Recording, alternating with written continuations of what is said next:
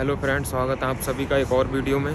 और काफ़ी सारे मैसेज आ रहे थे मेरे पास कि एक वीडियो बनाइए भाई कि इमिग्रेशन में क्या पूछते हैं, मतलब कौन कौन से डॉक्यूमेंट्स मांगते हैं। तो इस वीडियो में वही बताने वाला हूँ और सिचुएशन क्या चल रही है अभी एयरपोर्ट्स की वो भी आपको बताऊँगा। बहुत ख़राब हालत है, डेली के डेली 5, 10, 20 बंदों को वापस भेज रहे हैं कोची एयरपोर्ट से, हैदराबाद से, मुंबई से, दिल्ली से। तो बेस्ट एयरपोर्ट बताऊंगा और तरीका भी बताऊंगा आप कैसे आ सकते हो आर्मेनिया। सबसे पहले आपको चाहिए होगा आर्मेनिया का वीज़ा। खुद से निकाल सकते हो ऑनलाइन, $8 फीस है। नहीं निकल रहा है मुझे मैसेज करो, नंबर मेरा डिस्क्रिप्शन में रहता है हर वीडियो पे। मुनासिब पैसों में निकलवा दूंगा। 700 रुपये 800 रुपये फीस पर मत जाना मेरे भाई, क्योंकि 1-2 दिन में वीज़ा निकलता है, तो इतने पैसों में कोई भी नहीं निकाल कर दे पाएगा। बाकी वीज़ा अगर आपके पास है, आपको टिकट कराना है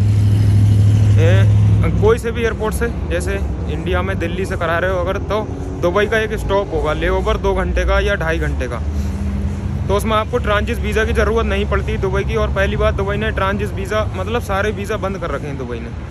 बहुत सारी प्रॉब्लम चल रही हैं अभी ना 30 दिन वाला मिल रहा है, ना 7 दिन वाला, ना 15 दिन वाला। मतलब दुबई का कोई सा भी वीज़ा अभी ऑनलाइन नहीं मिल रहा है, बहुत मुश्किल है। टिकट करा लिया आपने टिकट कराने के बाद अब आपको चाहिए होटल बुकिंग। मान लो आपने होटल बुकिंग 5 दिन की करी है। अभी सिचुएशन क्या चल रही है, अगर आपका 12 दिन के बाद का रिटर्न टिकट है तो आपको 12 दिन की होटल बुकिंग पेड वाली चाहिए। सारी पेमेंट पहले ही पे करना है आपको।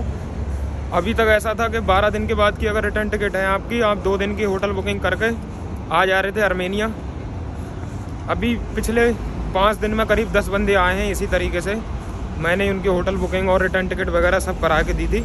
लेकिन अब क्या हुआ सीन, कल रात एक बंदा आ रहा था, उसकी 3 दिन की होटल बुकिंग थी, 6 दिन के बाद का रिटर्न टिकट था। तो पूरे 6 दिन की उससे होटल बुकिंग मांगी, 6 दिन की करके दी। फिर बोल रहे हैं कि टाइम मैच नहीं कर रहा है इसमें। तो वो बोल रहे थे कि इसमें टिकट टाइम मैच करना चाहिए टाइम। और फिर रिटर्न टिकट के बाद आपको टैक्स इनवॉइस चाहिए होगा, जो आप पेमेंट करोगे उसकी होटल बुकिंग की।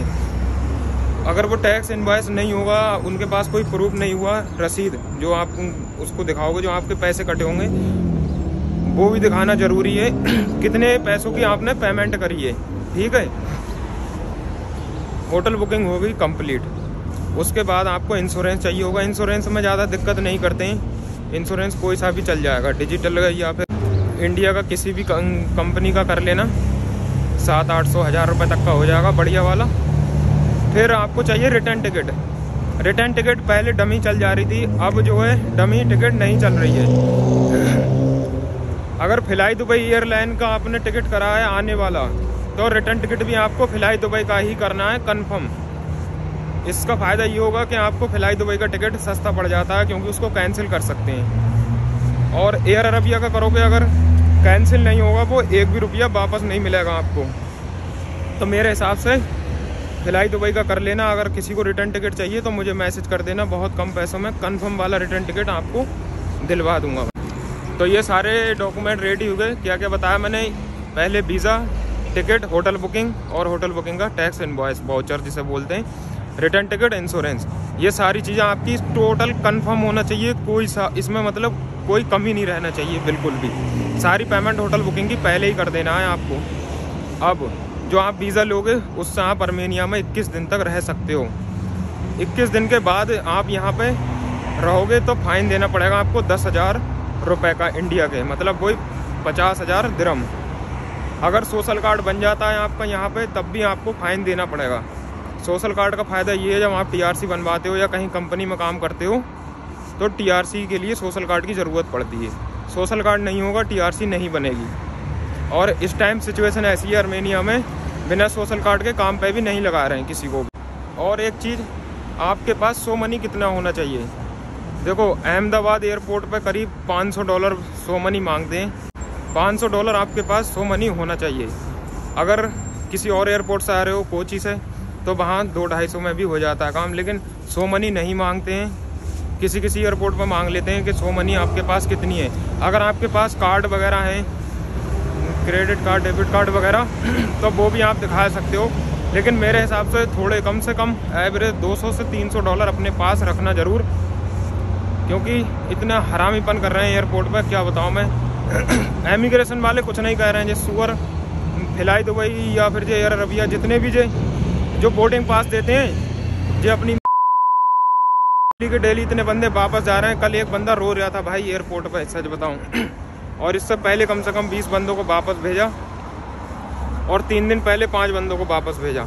यार कोई बंदा जा रहा है, अरे भले ही काम करने जा रहा है, जब कंट्री हमें वीज़ा दे रही है यार, जिसको निकालना होगा कंट्री हमें निकाल के फेंक देगी यहाँ से।